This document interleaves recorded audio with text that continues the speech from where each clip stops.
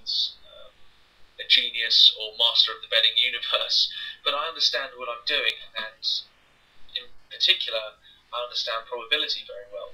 There's no way that the implied probability of Reading winning this game is 6%. It's far too low. We've all seen upsets. I've seen ridiculous upsets in the last 2 days. For those of you that are watching this quite soon, Mali played Angola in the African Nations Cup, and Mali were 4-0 down with 79 minutes on the clock, and the final score ended 4-4. They scored 2 goals within injury time. It was an absolutely crazy match, and at times in that game, the price for a draw at 4-0 down was 1,000 basically. So you could have bet £5 and 1,000 with 10 minutes to go, and ended up making £5,000. That's a different story. I know people that bet a lot of money on Mali winning when they were 3-0 up and ended up losing a lot of money. So that's basically it. Just to recap that again, the icons to the left of any selection bring up the ladder interface that shows you what's available to back and lay, and also some neat graphs that show you the price and volume over time, and also give you a rough indication of probability. This is by no means gospel.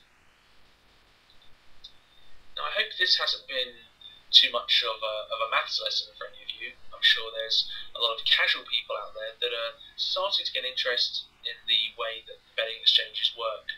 I hope I haven't gone over anyone's head. I don't think I have at all. And I hope everyone now understands what a lay bet is.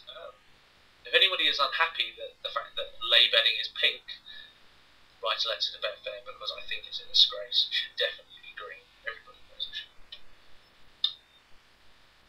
Briefly, let's have a look at some of these markets on the left-hand side. A real favourite of mine is the over-under 2.5 goal line. Someone asked me yesterday, why is it 2.5 goals? I think when you look on average, there are an average of 3 goals in a game. So what this is basically saying is, will there be 3 goals or will there not be 3 goals? You know, are they going to be under or over? 2.5 is the line. Obviously, you can't score half a goal. So if there's only 2 goals in a game, the under 2 goals wins. If there's over 2 goals in the game, the over 2.5 goals wins. Again, all of the statistics can be applied. Your price over time graphs can be shown, and you can do exactly the same trades in a slightly different way. Because there's only 2 selections here, you can actually back both selections. So let's say we bet over 2.5 goals at 161 for 250 units, and within the first 20 minutes of the game there's a goal. Well, immediately the price for under 2.5 goals is going to die down completely.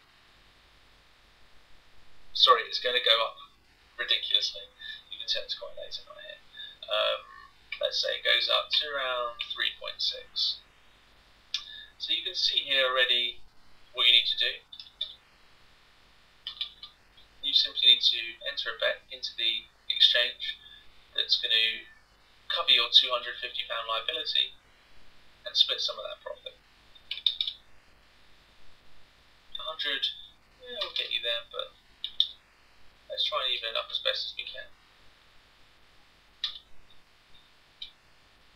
Something like that.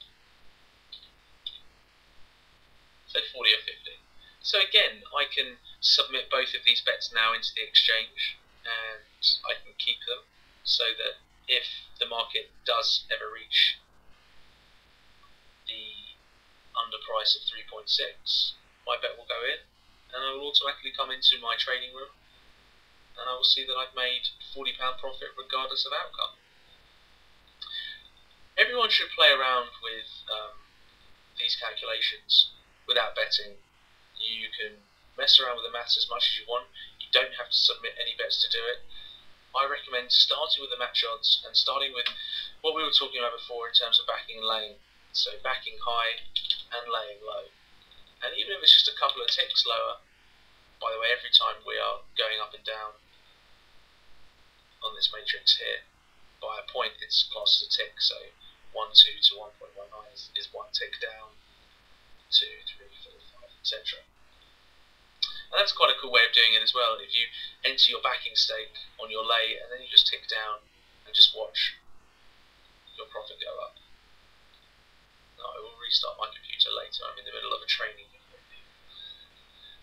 PCs these days are so rude.